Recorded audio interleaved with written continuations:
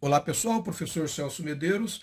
Continuando aqui com o nosso tema circunferência, vamos falar hoje de ângulos na circunferência. Então, algumas coisas interessantes para a gente saber. Por exemplo, quando eu tenho um ângulo central, o ângulo central é esse aqui, ó. Ele é formado aqui, esse ângulo aqui é um ângulo central. Eu tenho um ponto aqui, A, e um ponto B aqui. Então, eu tenho um arco aqui. Esse aqui é o arco, ó. Certo?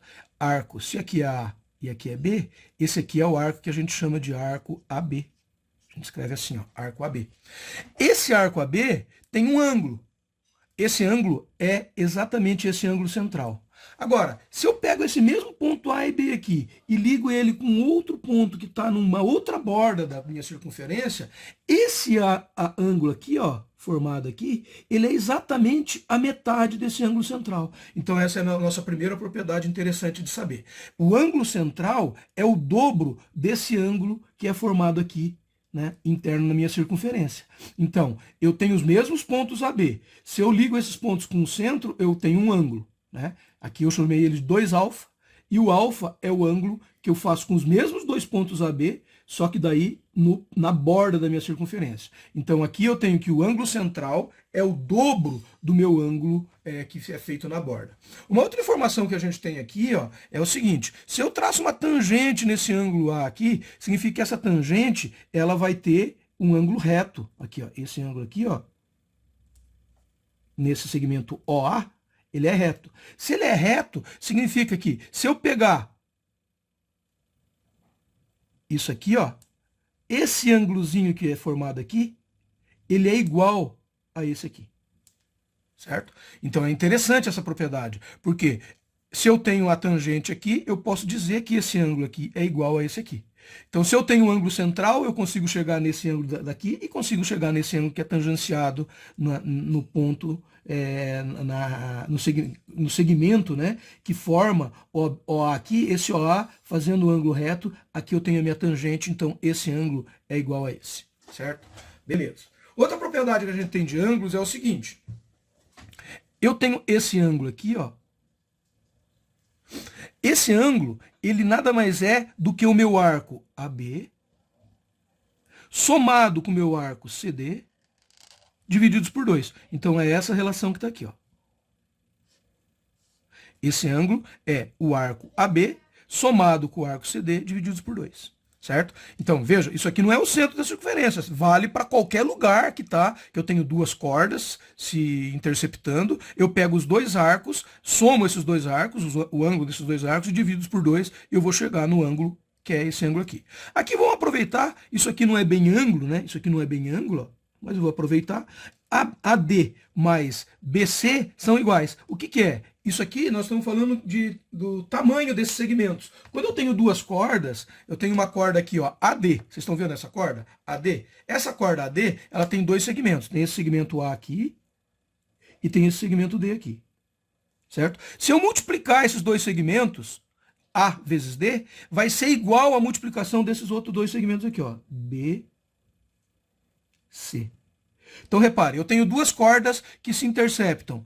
Eu vou segmentar ela em 4 pedaços. O primeiro pedaço da primeira corda multiplicado pelo segundo pedaço da primeira corda é igual ao primeiro pedaço da segunda corda multiplicado pelo segundo pedaço da segunda corda. Olha que interessante. Então, se eu tenho duas cordas e tenho informações desses segmentozinhos que são formados pela intersecção dessas duas cordas, eu consigo utilizar essa ferramenta para descobrir, por exemplo, o pedaço de uma outra corda. Ok?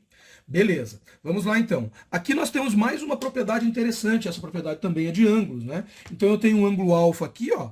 Vocês estão enxergando o ângulo alfa aqui? Aqui está meu ângulo alfa, certo?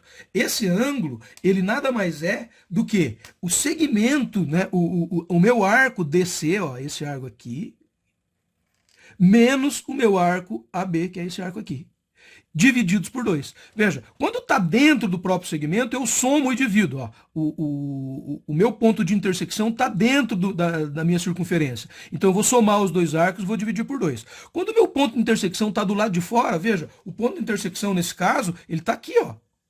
dessas duas secantes, né? Aqui são duas cordas, e corda é a mesma coisa que secante, a única diferença é que a secante continua, a corda é só um segmento da reta, e a secante é a reta propriamente dita. Então, se elas se interceptam, essas secantes se interceptam do lado de fora, eu vou pegar o meu arco maior menos o meu arco menor, e vou dividir por 2 e vou achar esse ângulo formado na intersecção das duas secantes. Então é uma outra propriedade interessante que se pode utilizar, essa propriedade aqui, né? Então é uma ferramenta que a gente tem quando a gente está trabalhando com arcos em circunferência.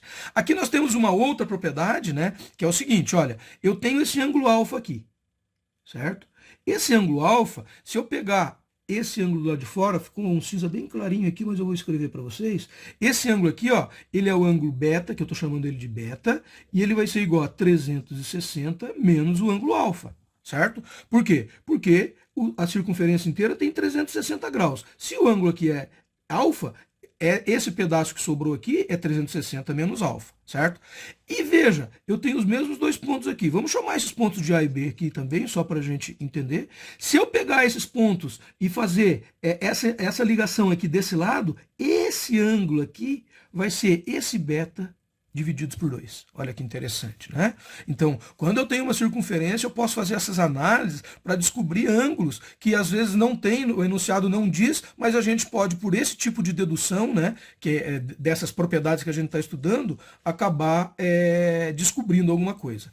Aqui, esses dois últimos, pessoal, é distância, não é ângulo, tá? Então, é distância. Por exemplo, aqui eu tenho um ponto A e tenho uma reta tangente a esse ponto A. Aqui eu tenho um ponto B e uma reta tangente a esse ponto B. Esse ponto de intersecção aqui é onde as duas retas tangentes se encontram. Eu posso garantir que esse segmento, ó, daqui até aqui e esse segmento daqui até aqui são iguais. Então eu posso dizer aqui que A é igual a B. Por quê? Porque eu tenho uma reta tangente, outra reta tangente, o ponto onde elas se interceptam até o ponto de tangência na circunferência tem o mesmo tamanho. Certo? Então, isso é uma outra propriedade que a gente pode utilizar. E aqui, se eu tenho uma secante, né, e o ponto de intersecção está lá do lado de fora da minha circunferência, eu tenho, então, essa secante aqui, tem esse pedaço aqui que eu chamei de E e esse pedaço que eu chamei de F. Veja, o pedaço que eu chamei de E é exatamente a corda, e o pedaço que eu chamei de F é aquilo que está do lado de fora da circunferência, né? Então, eu posso dizer que esse E vezes F é igual a esse G vezes esse H, ó. Né? E eu posso ainda dizer que esse I, que é a tangente, se eu elevar ela ao quadrado, é igual a esse GH ou a esse EF. Então, veja, se eu tenho uma secante, eu separo ela em dois pedaços e igualo. Se eu tenho uma tangente, é como se eu separasse em dois pedaços, só que os dois pedaços são esse pedacinho chamado de I aqui.